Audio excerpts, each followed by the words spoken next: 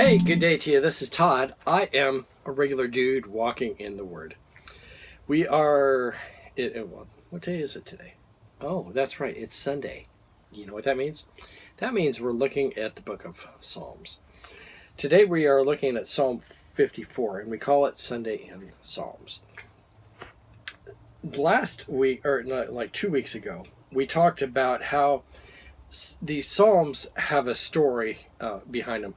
We don't know a lot of the stories behind them, like why David wrote this. But this heading before the Psalm here gives us an idea with this Psalm. And I love it when they do that, because then I can look back into 1 Samuel, where the story of David is, and then I can see why David wrote this Psalm. Okay? And I've entitled it today, Help. Like, help! I need help. So, and that's what David's cry is here. This psalm was written when, and it says here, let me read this here, the heading for Psalm 54. It says, for the director of music with the stringed instruments, a maskil of David, when the Ziphites had gone to Saul and said, is not David hiding among us? So that's in the heading here. So if you read Psalm 54 and keep that in mind, this refers back to 1 Samuel when they were hunting for David. This makes sense. So the Psalm 54 is really short here. It's only 7 verses. So let me read that. It says, save me, O God, by your name. Vindicate me by your might. Hear my prayer, O God. Listen to the words of my mouth. A lot of David's Psalms start out like this. Not with those exact words, but with that cry, Lord, I need help. Okay, and so that's why I've entitled today's message here, Help. Verse 3, arrogant foes are attacking me. Ruthless people are trying to kill me. People without regard for God. Surely God is my help, and the Lord is the one who sustains me.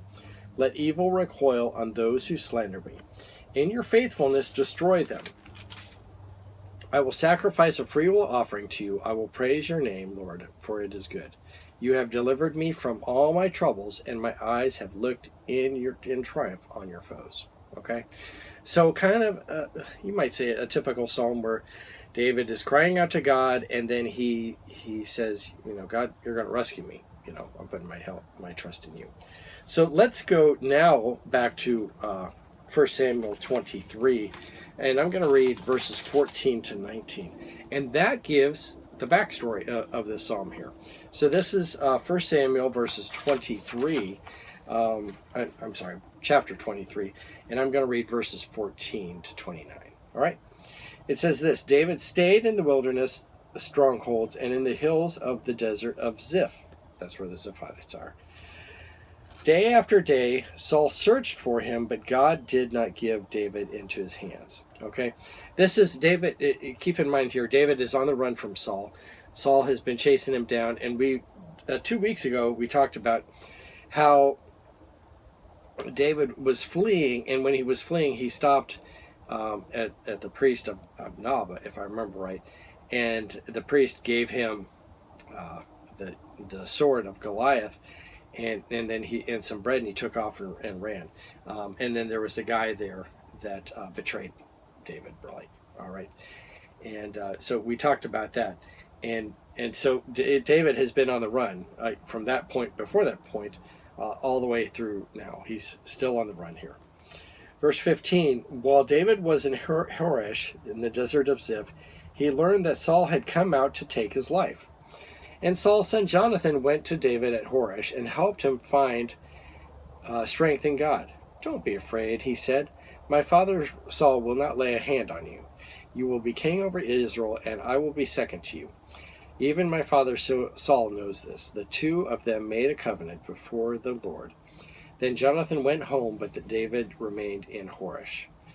This is a huge, huge step that Jonathan has made. Jonathan went and found David before Saul did. But Jonathan said, don't worry, Saul's not going to be hurting you. But he didn't know how evil his dad really was, that he would be out to hunt him down. But Jonathan said, you know what?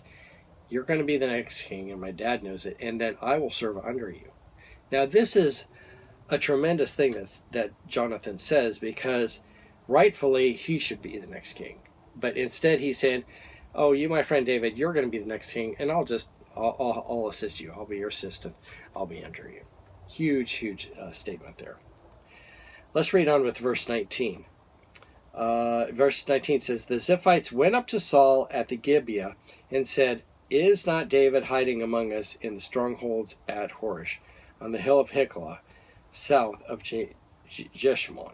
Okay, so here it goes right back to what we read in that heading in Psalm 54. They were like, isn't David hiding right here among us? They said that to Saul. So then it says in verse 20, now your majesty, come down whenever it pleases you to do so, and we will be responsible for giving him into your hands. So not only are they just telling Saul he's here, but they said, come on down, we'll take care of him. We'll bring him out to you. Verse 21, Saul replied, the Lord bless you for your concern for me. Go and get more information. Find out where David usually goes and who has seen him. Then they are telling me he is very crafty. Find out about all his hiding places he uses and come back to me with definite information. Then I will go with you. If he is in the area, I will track him down among all the clans of Judah. Okay, tricky Saul here saying this stuff. Verse 24, so they set out and went to Ziph ahead of Saul. Now David and his men were in the desert of Moan, in Arba, south of Jeshimon.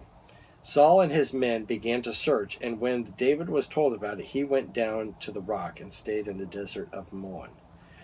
When Saul heard this, he went into the desert of Moan in pursuit of David. Saul was going along one side of the mountain, and David and his men were on the other side, hurrying to get away from Saul. As Saul and his forces were closing in on David and his men to capture them, a messenger came to Saul saying, come, quickly! The Philistines are raiding the land. Then Saul broke off with the pursuit of David and went to meet the Philistines. That is why they called the place Selah Hamashkah. And David went up from there and lived in the strongholds of En-Gedi. Okay, so that's the whole backstory behind Psalm 54. So let's go back. It's only 7 verses, remember, Psalm 54. So let's go back and reread that. And so now it makes sense as to why David is writing this. He starts out by saying, save me, O God, by your name. Vindicate me by your might. Hear my prayer, O God. Listen to the words of my mouth. He's just crying out, help. He says, arrogant foes are attacking me. Ruthless people are trying to kill me. People without regard for God. Who are those people? The Ziphites, according to what we just read earlier. These were the people, they were not followers of Yahweh. They were a follower of idol worship. Verse 4, surely God is my help. The Lord is the one who sustains me. Let evil recoil on those who slander me. In your faithfulness, destroy them. Sounds exactly almost like what happened there.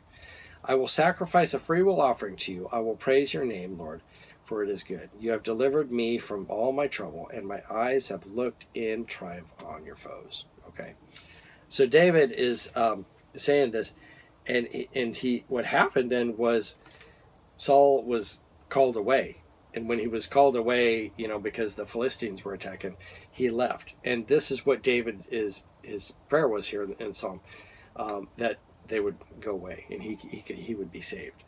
And sure enough, that's what happens here. So, basic thing here is entitled Help, but David knows where his help is coming from. Hopefully if you call out for help, you know who's helping you. God. Thanks for watching. I'm just a regular dude walking in the Word, and I look forward to seeing you tomorrow as we continue walking actually through the book of Numbers. Lord's blessing. I'll see you tomorrow.